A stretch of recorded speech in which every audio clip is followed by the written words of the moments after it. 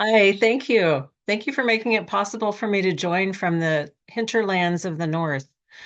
I'm going to be reading from my novel, which came out in October of 2023, and shout out to small publishers that do the work of getting our Ontario, our Canadian stories out there. Latitude 46 has been really great in that regard. So here's the cover, Making Up the Gods. I'm going to read to you from the point of view of Chen. He's 9 going on 10. He's staying with the main character, whose name is Simone. He calls her Aunt Zipka.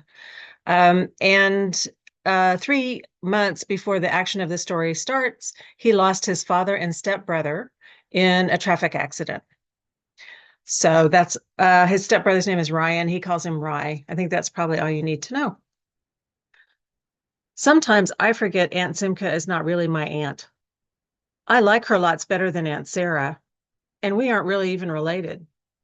But now that I'm staying here, I want to put her on my target. I wonder where it even is now. Mom made me draw it one time. I was really mad at Rye.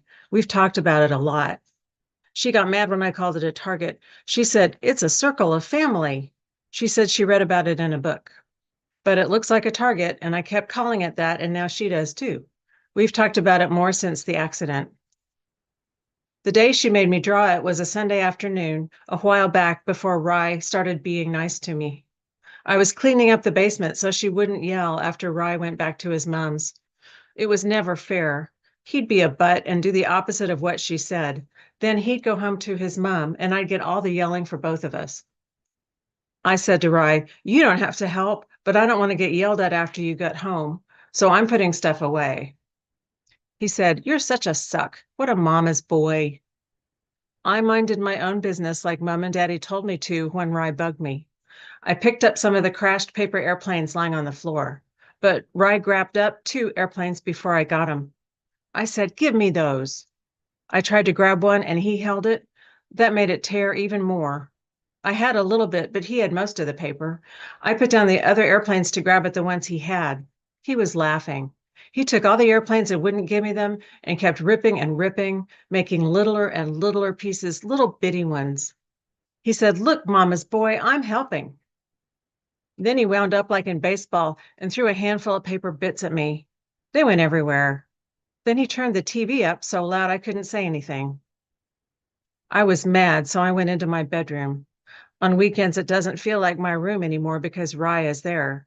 I can't say when he's visiting, or I get yelled at because he's not visiting. It's his home too, even though he lives with his mom most of the time. It was almost time for Daddy to take him to his mom's, so I stayed in my room. I put my face in my pillow, and I even had some tears, but not a lot.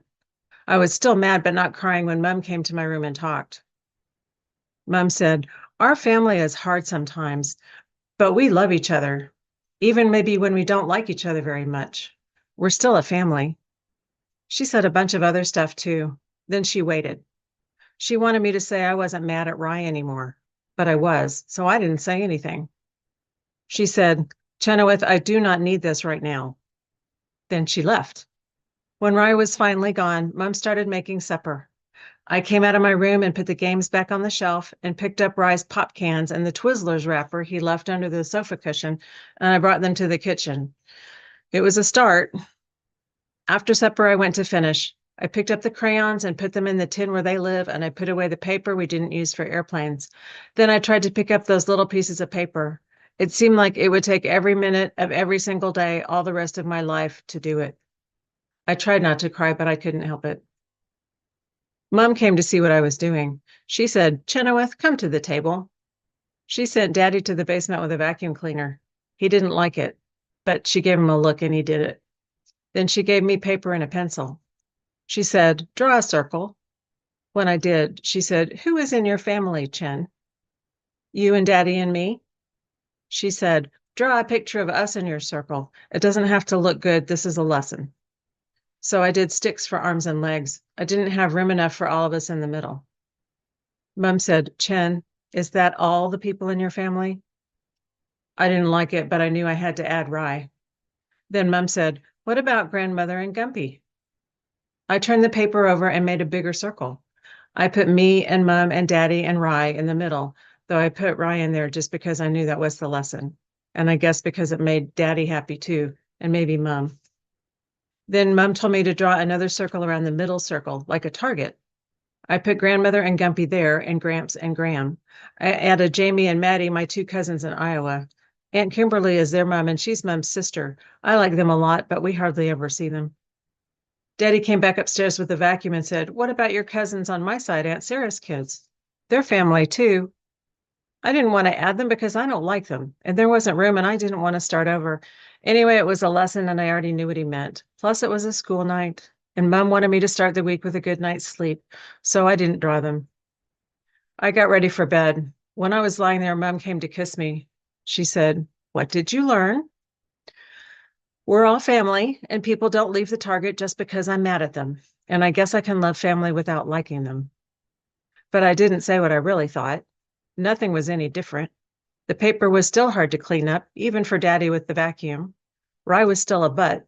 I feel kind of bad now to say it, but he was, sometimes. One other thing Mom said when I was drawing people, it is okay to have dead people in your family, like Gramps and Graham. You can still love them, even though they aren't right here. Which is good to know now. I hope that target is still in the basement somewhere.